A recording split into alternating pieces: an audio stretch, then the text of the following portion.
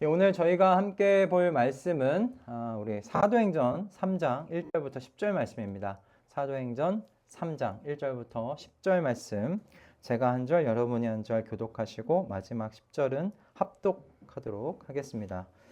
제가 읽겠습니다. 오후 3시에 기도 시간이 되어서 베드로와 요한이 성전으로 올라가는데 나면서부터 못 걷는 사람을 사람들이 떠매고 왔다. 그들은 성전으로 들어가는 사람들에게 구걸하게 하려고 이 못 걷는 사람을 날마다 아름다운 뭇, 성전 문 곁에 앉혀 놓았다. 그는 베드로와 요한이 성전으로 들어가려는 것을 보고 구걸을 하였다. 베드로가 요한과 더불어 그를 눈여겨보고 그에게 말하였다. 우리를 보시오. 그 못 걷는 사람은 무엇을 얻으려니 하고 두 사람을 빤히 쳐다보았다. 베드로가 말하기를 은과 금은 내게 없으나 내게 있는 것을 그대에게 주니 나사렛 예수 그리스도의 이름으로 일어나 걸으시오 하고 그의 오른손을 잡아 일으켰다. 그는 즉시 다리와 발목에 힘을 얻어서 벌떡 일어나서 걸었다. 그는 걷기도 하고 뛰기도 하며 하나님을 찬양하면서 그들과 함께 성전으로 들어갔다.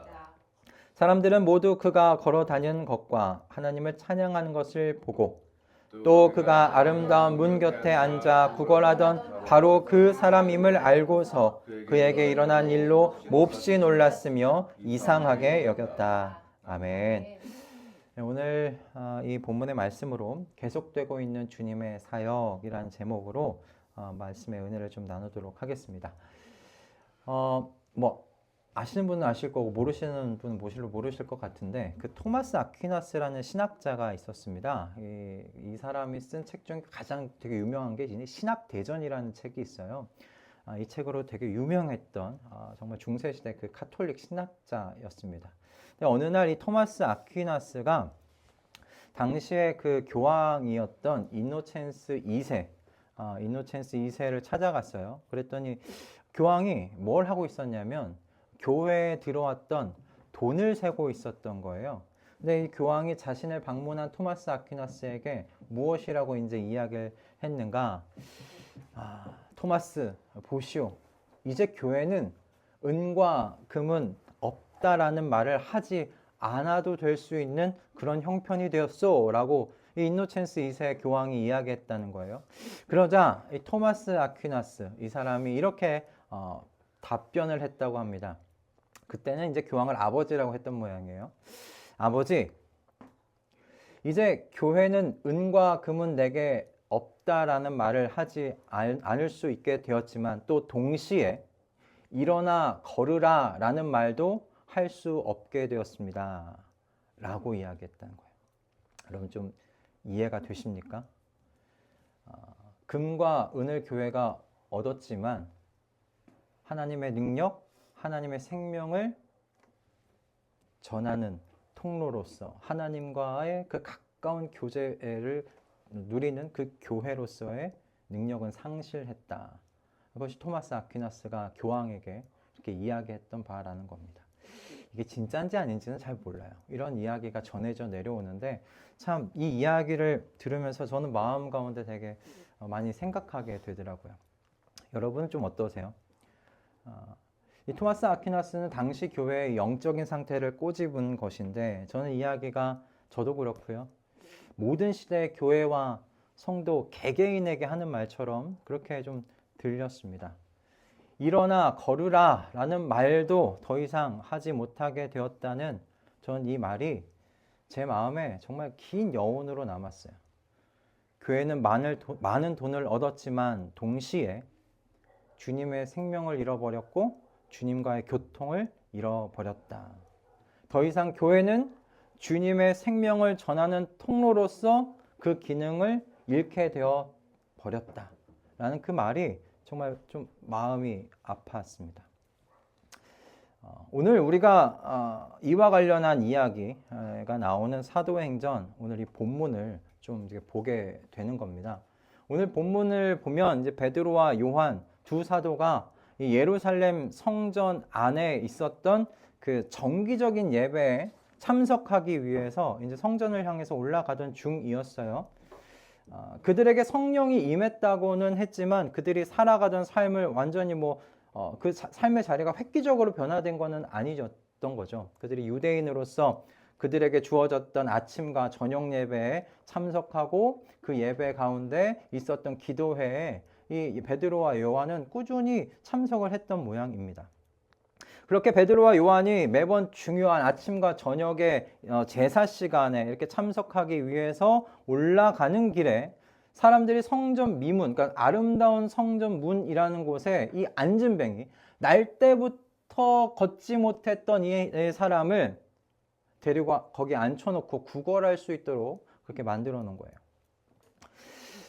베드로와 요한이 이 날에 이 사람을 처음 본 것인지 아닌지는 알 수는 없습니다. 그런데 오늘 이 본문에서 보는 것은 베드로와 요한이 이 안진뱅이, 날 때부터 걷지 못했던 이 사람을 자신들을 주목하도록 만들어 놓고 이 안진뱅이에게 하나님께서 그들이 가지고 있었던 것, 예수 그리스도의 이름으로 예수 그리스도의 생명과 능력을 이 안진뱅이에게 전달하였다는 거죠.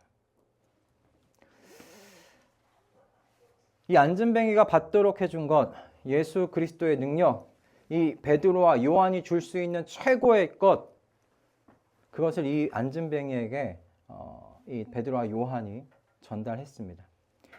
여러분, 이 이야기의 사건에서 우리가 눈여겨보아야 할 것은 무엇이냐면 베드로가 이 안진뱅이를 치유해 주었다는 것이 아닙니다. 사복음서에서 우리가 줄곧 보았던 여러분, 예수 그리스도의 능력, 그 능력이 예수님의 십자가 그리고 부활과 그리고 승천 이후에도 베드로를 통해서 지금 나타나고 있다는 게 지금 중요한 거예요. 이제 여러분, 세상이 예수 그리스도, 살아계신 예수 그리스도를 보고 있습니까? 보고 있지 않아요. 예수님은 승천하셨어요. 승천하셔서 하나님의 우편에 앉아 계시다고 우리가 사도신경으로 매일매일 고백하잖아요. 하나님 우편에 앉아 계세요. 지금 이제 보이지 아니하세요. 그런데 예수 그리스도를 눈으로 보고 있지는 못하지만 지금 베드로를 통해서 지금 사람들이 무엇을 보고 있는 겁니까? 예수님께서 이 땅 가운데 계셨을 때 행하셨던 예수님의 능력을 베드로를 통해서 사람들이 보고 있는 거예요. 여러분, 이것이 이 이야기의 핵심이에요. 베드로가 믿음을 가지고 말했더니 이 안진뱅이의 그 병이 치유되었다는 것이 핵심이 아니라는 겁니다. 예수님이 안 계시지만 베드로를 통해서 살아계신 예수 그리스도의 그 능력이, 생명이 이 땅 가운데 지금도 역사하더라 라는 게 이 이야기의 핵심이라는 거예요.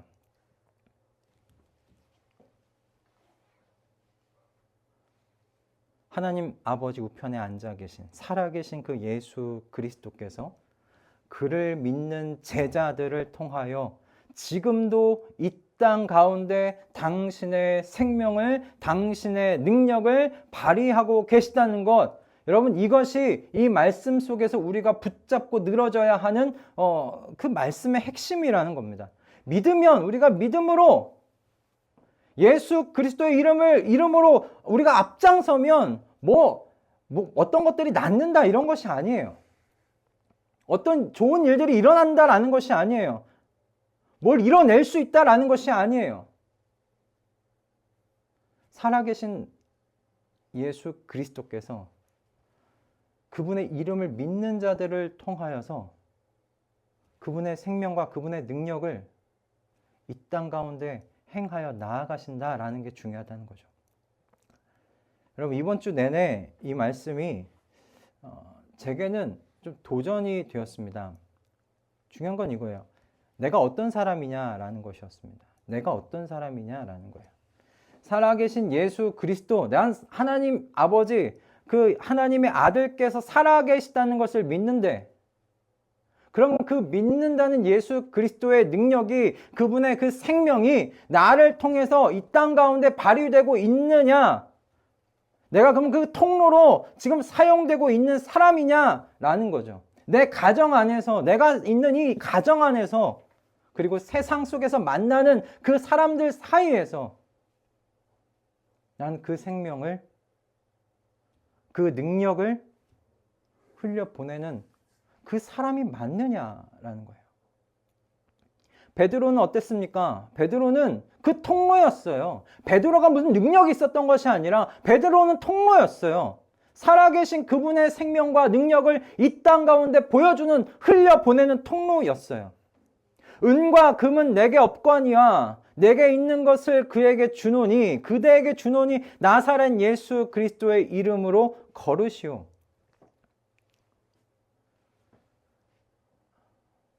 이 말씀이 3장이잖아요. 월요일 아침부터 제 마음을 가득 채웠어요.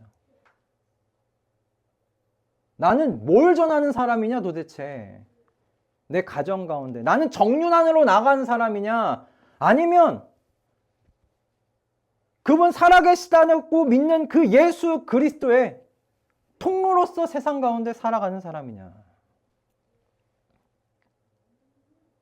그런데 참 공교롭게도 전 월요일이라고 기억하거든요. 화요일 날 쉬었었으니까.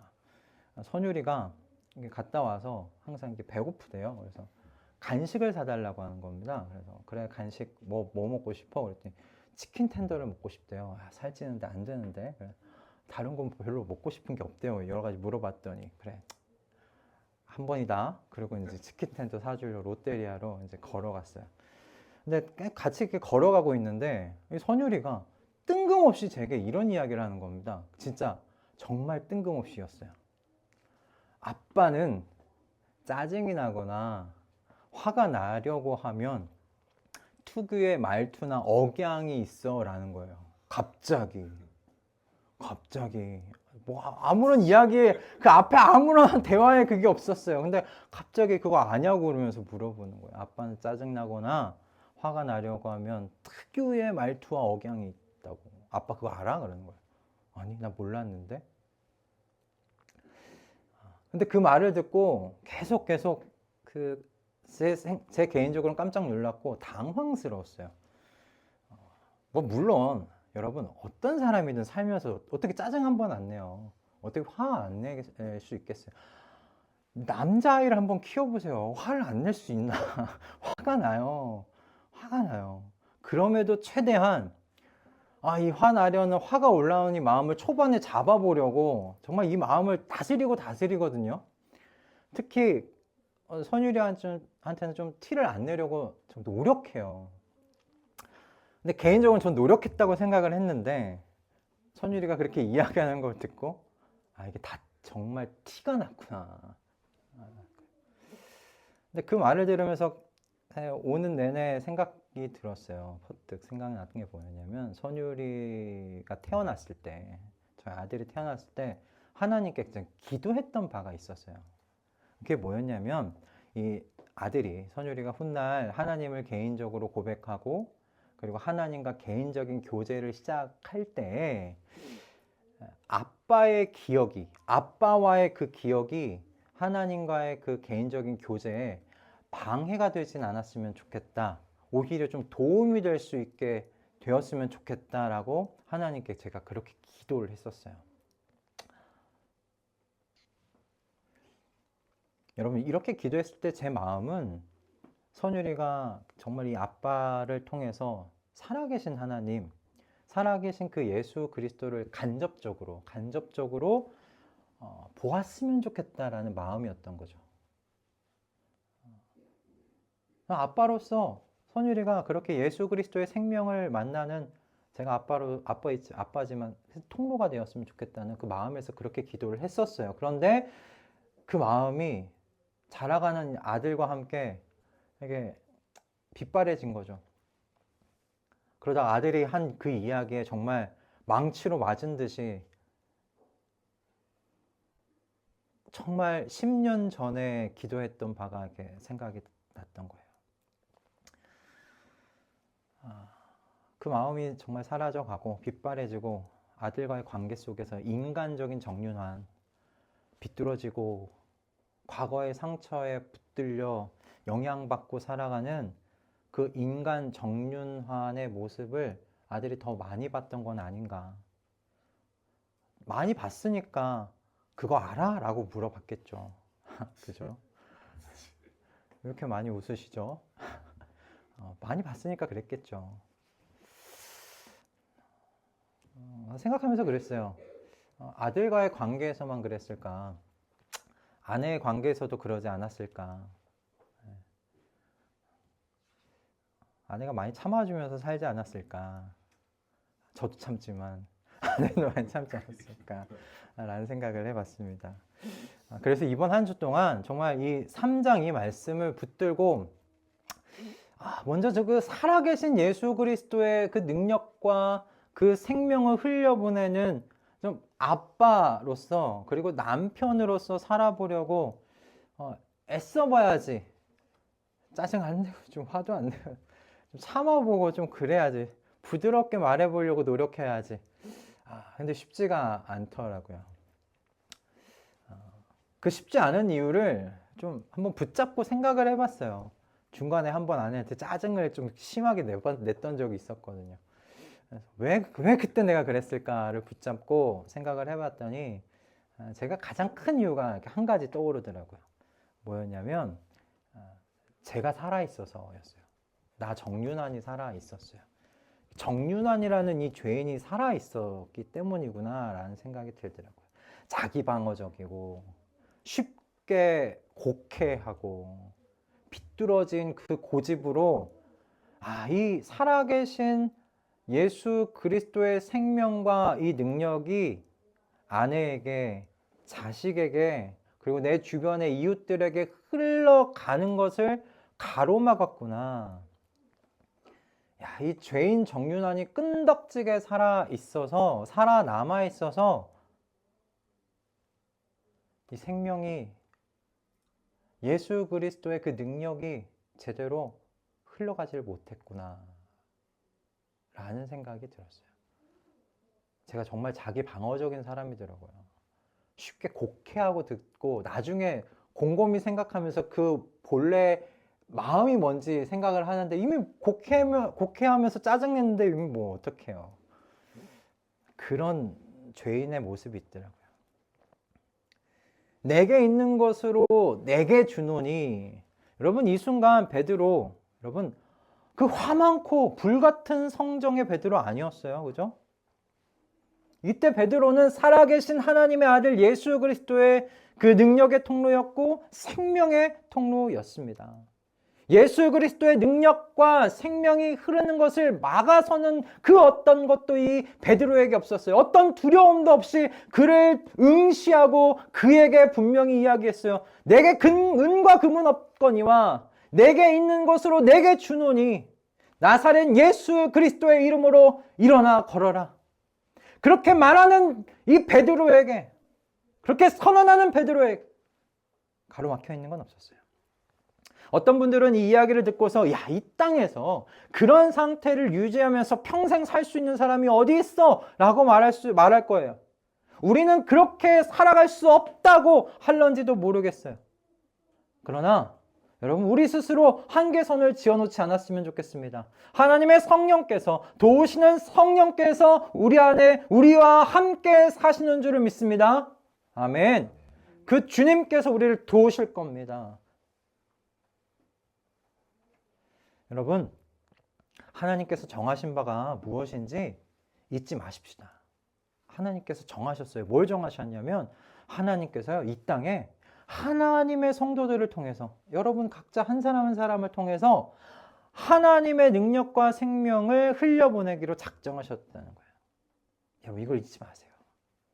여러분 하나님께서요 우리를 거치지 아니하시고 우리 한 사람 한 사람 거치지 않고 하나님이 직접 일하실 수 있어요. 하나님이 직접 나타나셔서 하나님의 계획을 이루어 가실 수 있어요. 그게 좀 더 사실은 편하잖아요.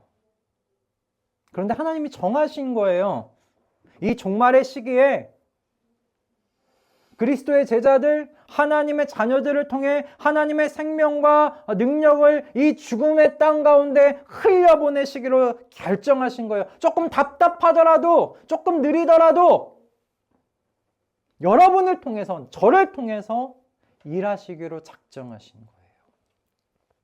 저는 베드로의 이 사건이 이와 같은 하나님의 결정을 잘 보여준 첫 사건이라고 생각이 들어요. 여러분 그림 하나 좀 볼까요? 여러분 이 그림 이거 뭔 것 같으세요? 와 이게 다 영어예요 이거. 이게 뭘까요? 이게 다 이게 뭐처럼 보이세요? 아 그쵸 혈관. 이게 혈액순환 그 순환계 차트래요. 네, 순환계 차트래요. 이거 보면서 의사들 이걸 어떻게 다 외우지? 하는 생각이 들었어요. 순환계 차트래요. 빼곡하죠. 이만큼 사람의 몸에는 이것보다 더 미세한 혈관들이 많을 텐데 셀 수 없이 많은 혈관들이 우리 모든 장기와 근육에 이르기까지 뻗어 있어요. 여러분 이 혈관이 그러면 하는 가장 중요한 역할이 뭘까요? 혈관이 하는 가장 중요한 역할이 뭐죠? 혈액순환. 혈액순환이죠. 그렇죠. 혈관을 통해서 혈액이 순환하니까 혈액순환이 왜 혈액이 순환돼야 돼요? 뭐 하는데? 온몸에 그쵸. 산소와 이 영양분을 이 몸 안 구석구석, 진짜 구석구석에까지 이렇게 전달해주는 통로의 역할을 이 혈관이 해요. 여러분, 근데 한번 볼까요? 혈관이 막혀버리면 어떨까요? 혈관이 막히면 어떻게 돼요? 머리에서 막히면 그게 뭐예요? 그렇죠. 뇌졸중. 머리에서 막히면 뇌졸중이에요. 그 심장 근육에서 혈관이 막히면 그게 뭐예요? 네, 심근경색. 아버님, 우리 젊으신 분들은 한번 하고, 심근경색이죠. 그죠? 네, 이렇게 각 근육에 뻗어져 있는 그 혈관들이 또 막히면 뭐가 돼요? 이제 근육이 괴사하는 거죠. 그죠? 혈관이 막히면 어떻게 된다는 거예요? 죽어요. 혈관이 막히면 죽어요. 하지만 혈관이 건강하게 영양분과 산소의 공급을 잘한다면 우리가 건강하게 잘 살아갈 수 있겠죠. 전 오늘 이 본문의 말씀을 묵상하면서 이런 생각이 들었어요. 이 하나님의 성도는 정말 이 땅 구석구석에 참 생명이신 하나님의 능력과 생명을 공급하는 혈관이겠구나라는 생각이 들더라고요. 혈관이다 우리가. 다 혈관이다. 이 땅에 죽은 것 같은 그 안진뱅의 그 삶에 그 다리에 베드로가요. 하나님의 능력과 생명을 공급해주는 혈관이 되어준 거예요.